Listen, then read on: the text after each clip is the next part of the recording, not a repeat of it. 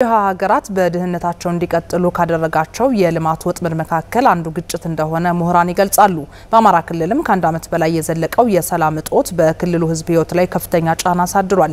የጤናው ዘርፍም በግጭቱ ጉዳት ከደረሰባቸው ዘርፎች አንዱ መሆኑን የክልሉ ጤና ቢሮ አስታውቋል። ቢሮው በጤና ስርዓቱ ላይ የደረሰውን ጉዳት በመልሶ ግንባታ ሂደት ለማካካስ እየሰራ መሆኑንም ገልጿል። ዘላለም አስፈው በጉዳዩ ላይ ትንታኔ ዘገባ አዘጋጅቷል።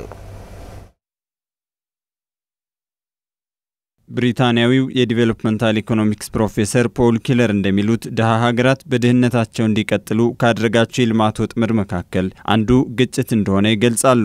ፕሮፌሰሩ የእርስ በርስ ግጭት አንድን ሀገር ከፍተኛ የኢኮኖሚ ውድመት ውስጥ እንደሚከትና በተለይም የእርስ በርስ ግጭቱ እየተራዘመ በመጣ ቁጥር ከግጭት የሚያተርፉ አካላት እየበረከቱ መምጣታቸው ለቀጣዩ ግጭት መፈጠር በር የሚከፍት ይሆናል ይላሉ። ስለ ግጭትና ጦርነት ባሳተሙት ጽሑፍ አሜሪካዊው የሰብአዊ መብት ተሟጋች ማርቲን ሉተር ኪንግ በበኩሉ ጨለማን አያስወግድም፣ ጨለማን የሚያስወግድ ብርሃን ብቻ ነው፣ ጥላቻን አያጠፋም፣ ፍቅር ጥላቻን ያጠፋል በማለት የሰላም ምንነትና ወሳኝነት ገልጿል። ታዲያ በአማራ ክልል ከአንድ ዓመት በላይ የዘለቀው የሰላም እጦት ከፍተኛ ሰብአዊና ቁሳዊ ውድመት አስከትሏል። ዜጎችም የተረጋጋ ህይወትን እንዳይመሩ አድርጓል።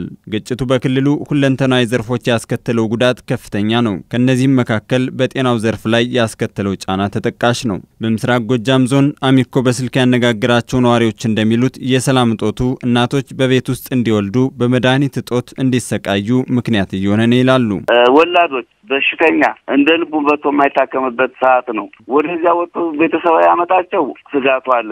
ተይዞ ታግቶ የናል ብር ታመጣለህ ይባላል። ቤተሰብ እንዳይደርስለት መኪና እንዳይገባለት ሆነበት ሰዓት ነው። የመድኃኒት እጥረት አለ። ሕክምና የለም።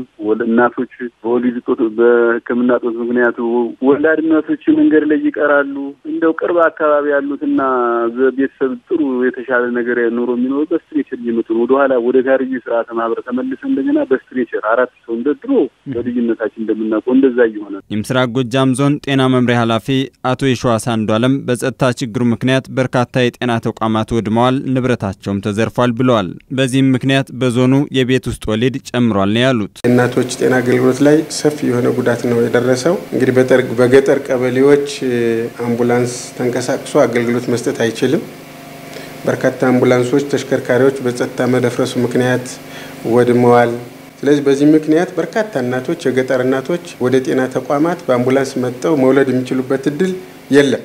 የቤት ውስጥ ወሊድም ጨምሯል። የሰሜን ጎጃም ዞን ጤና መምሪያ ኃላፊ አቶ ደሳሌ ዳምጤ በበኩላቸው በክልሉ የተከሰተው የሰላም መደፍረስ በዞኑ የጤና አገልግሎት ላይ ተጽዕኖ ማሳደሩን ገልጸዋል። እናቶች በሚፈልጉት ጊዜ በሚፈልጉት ቦታ መድረስ አይችሉም።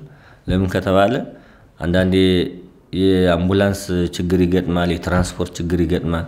ይሄኛው አንደኛው ነው። ሁለተኛው ግባት በተፈለገው ልክ ማግኘት አልቻለም። እንደ ሀገርም እንደ ክልልም የግባት እጥረት ነበር። አሁን በተፈለገው ልክኛ በዚህም ከአጋር አካላት ጋር ሆነን እንትን ባንል እና አጠቃላይ ከባለሙያውም ጭንቀትም አለ፣ ፍርሃትም አለ። ከባለሙያውም ከማህበረሰቡም ጋር ተያይዞ ብዙ ችግሮች ፈጥሯል። መምሪያ ኃላፊዎቹ ግጭቱ ያስከተለውን ጫና በመቋቋም የተጎዱ ተቋማትን መልሶ ለመገንባትና የጤና አገልግሎት ስርዓቱን ለማሻሻል እየሰሩ መሆናቸውን ተናግረዋል። ወደሙና የፈረሱ ጤና ተቋማትን እንዲጠገኑ አድርገን ከህብረተሰቡ ጋር ተነጋግረን አሁን 100 ጤና ጣቢያዎች አገልግሎት እየሰጡ ነው ያለ። በዚህ ልክ በችግር ውስጥ ሆነን የጤናውን ዘርፍ ወደ ነበረበት እንዲመለስ እና የህብረተሰቡን የጤና ተጠቃሚነት ለማረጋገጥ በችግርና በፈተና ውስጥ ሆነን ደግሞ በትኩረት እየሰራን ያለነው የግድ መሳራት ስላለብን የሌና ስራ ስለሆነ የተቋረጠ እስካሁን በዚህ ክራይሲስ 57 ጤና ጣቢያ ላይ 4 ሆስፒታል አለ።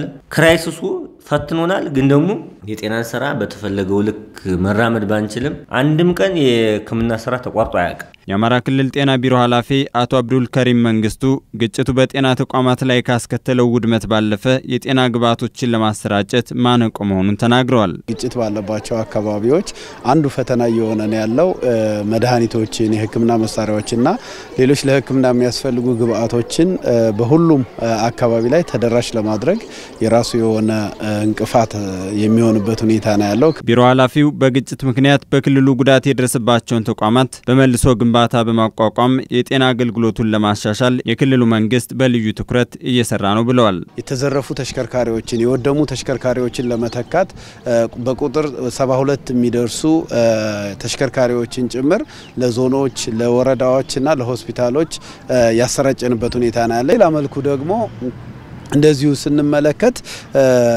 ግንባታዎች እንደዚሁ ጉዳት የደረሰባቸው አሉ። ወደ 25 የሚደርሱ ሆስፒታሎችን ወደ 71 የሚደርሱ ጤና ጣቢያዎችን የጥገና ስራዎችን እየሰራን ያለንበት ሁኔታ እንዳለ እንዲሁም በተመሳሳይ አምቡላንስ ውድመቶች አሉብን እንዲሁም ዘረፋዎች አሉብን። ይሄንንም ወደ 84 አምቡላንስ የሚደርሱ ለሆስፒታሎች እና ለጤና ጣቢያዎች ይሄንንም ለአገልግሎት እንዲሆኑ የሪፈራል ስርዓቱን ለማጠናከር ስራዎች የሰራንበት ሁኔታና ያሰራጨንበት ሁኔታ ነው ያለው። ከመልሶ ማቋቋም አኳያ የተጎዱ የጤና ተቋማትን መልሶ ለማቋቋም በተለይም በጤና አገልግሎት እጦት ምክንያት የሚጎዱ ዜጎችን ለመታደግ በሚደረገው ጥረት ሁሉም የድርሻውን እንዲወጣ ጥሪ ቀርቧል።